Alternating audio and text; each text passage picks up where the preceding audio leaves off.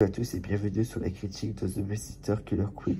2 ans après les événements du premier film, Cole est toujours traumatisé de cette terrible nuit où sa babysitter et des amis ont essayé de le tuer d'un rituel satanique. Et il va en parler à tout le monde, mais personne ne va le prendre au sérieux, ils vont tous le prendre pour un fou.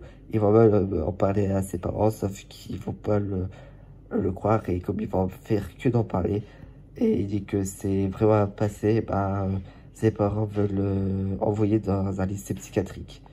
Et du coup, il va en parler à sa meilleure amie, Mélanie, euh, qui est cette personne qui la croit. Et du coup, Mélanie va dire de se vider la tête et de partir avec elle au lac. Et du coup, au moment du déjeuner, quand ils hésitent entre soit partir avec Mélanie ou soit partir avec ses parents pour l'école psychiatrique, mais ils décident de du coup partir avec Mélanie au lac. D'autres personnes, Diego, Boum Boum et Jimmy vont partir aussi avec au lac, et du coup ils vont s'amuser et tout, et après ils vont sur un bateau, et ils vont s'amuser comme des jeunes. Et à un moment donné, Diego va poser cette question sur le rituel satanique que Cole a eu à faire, et il va dire euh, est-ce que pourquoi il est devenu fou, est-ce que le rituel c'était un truc important pour eux, qu'est-ce qu'ils voulaient, tout ça. Et du coup, dans, dans la maladresse, Mélanie va parler du livre du diable, sauf que Cole n'a jamais parlé à Mélanie du livre du diable. Et Mélanie insiste en disant que si il en a parlé de cette terrible nuit du livre du diable. Et là, il commence à comprendre que tout ça est chelou.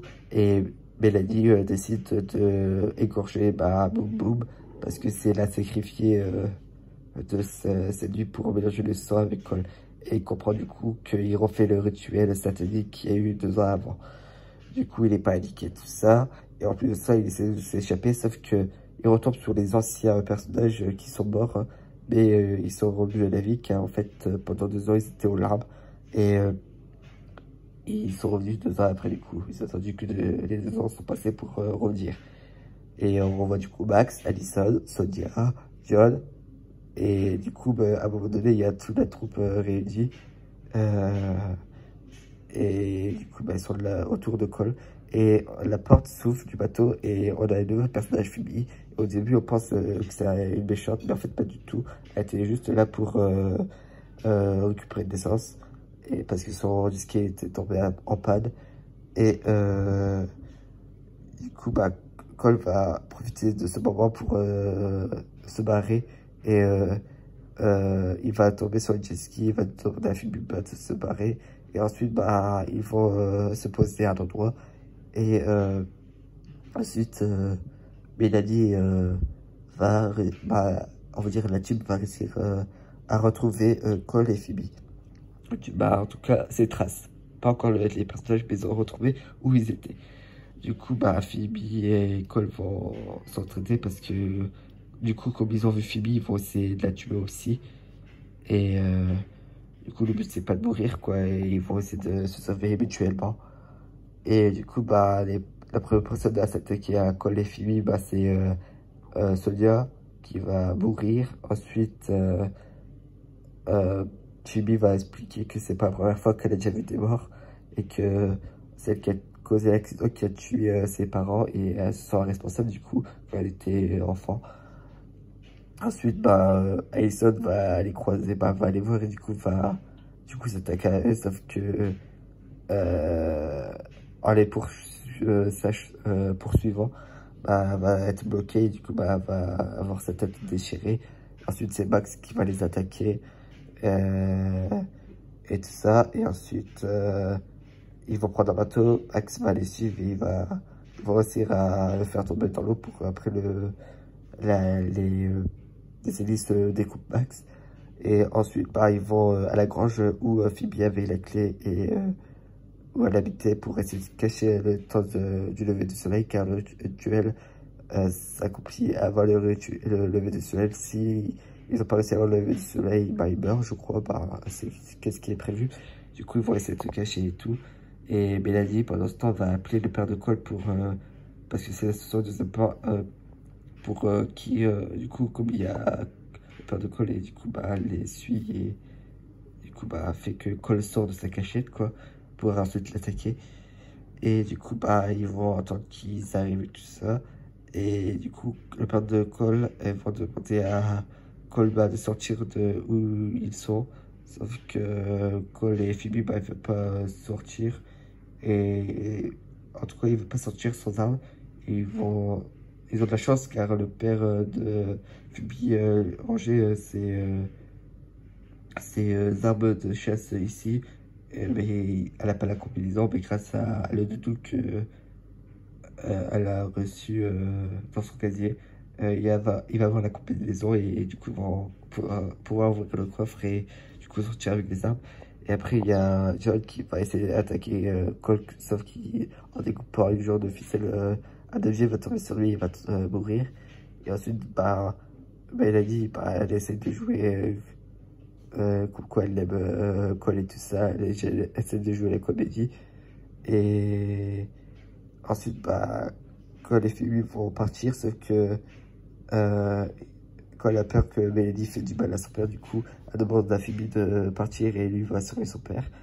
Phoebe, après, va se faire arrêter par Mélanie, va avoir une petite bagarre, tout ça, mais voilà. Mélanie va prendre l'avantage et va, du coup, faire de Phoebe l'appât de son appât pour que Cole après revienne parce qu'il est amoureux de Phoebe. Du coup, bah, revienne la chercher et voilà quoi, pour la sauver. Du coup, Cole, il va savoir ça, il va aller la sauver Phoebe. Il va s'asseoir, il va donner son sang et tout ça. Et avant de faire le rituel et tout ça, et boire le sang des deux sangs et du sacrifié pour avoir tout ce qu'il veut, bah, Mélanie a dit il faut que je remette la coupe. Et là, on voit Bee qui vient alors on pensait pas qu'elle allait venir, mais en fait, c'est elle. Et en fait, l'histoire se finit avec Bee, du coup. Et du coup, bah, ils vont boire tous le sang, etc. Et en fait, le sang va être contaminé car Cole n'est plus innocent, car il va faire la chose pour en devenir plus innocent. Je peux vous parler de quoi est-ce que c'est, mais voilà. Et du coup, bah, au lieu de réaliser leur rêve, leur vœu, bah, ils vont tous être malades, ils vont tous mourir. Et en fait, c'est grâce à Bee qui avait tout fait pour que Cole ne soit plus innocent. Et lui était la babysitter aussi de Phoebe. Et en fait, si elle a fait le pacte avec le diable, c'est parce que lors de l'accident, bah, Phoebe devait mourir. Et du coup, Bee a décidé de faire un pacte avec le diable pour sauver Phoebe de la mort. Et c'est pour ça qu'elle a fait ce pacte. Et voilà, c'est intéressant. Et après, bah, Bee dit ses adieux à Cole et Phoebe. Et elle va boire le sang et elle va mourir aussi. Ce film, bah, il est bien. C'est une super suite. Je trouve qu'il est plus fun que le deuxième. On apprend plus de choses sur le rituel avec le diable, le pacte avec le diable. J'étais surpris bah, la première fois que j'ai vu le film que Mélanie en fait elle est méchante aussi, alors qu'au début du film elle a l'air grave sympa et tout ça, mais en vrai c'est une menteuse quoi. En fait elle a juste fait ça parce que elle savait qu'elle pouvait attirer Cole dans le piège et en fait elle voulait être influenceuse et voilà quoi. Retrouver les anciens, bah c'est sympa. Les nouveaux personnages qui sont Diego, Jimmy et Bobo, bah, on s'en fiche littéralement. Ils meurent tous du- euh, très nuls. En plus, il y a genre les jeunes, en fait, il y a un genre de compétition entre les jeunes et les vieux qui s'aiment pas trop. Et voilà, mais sans plus, on va pas plus loin.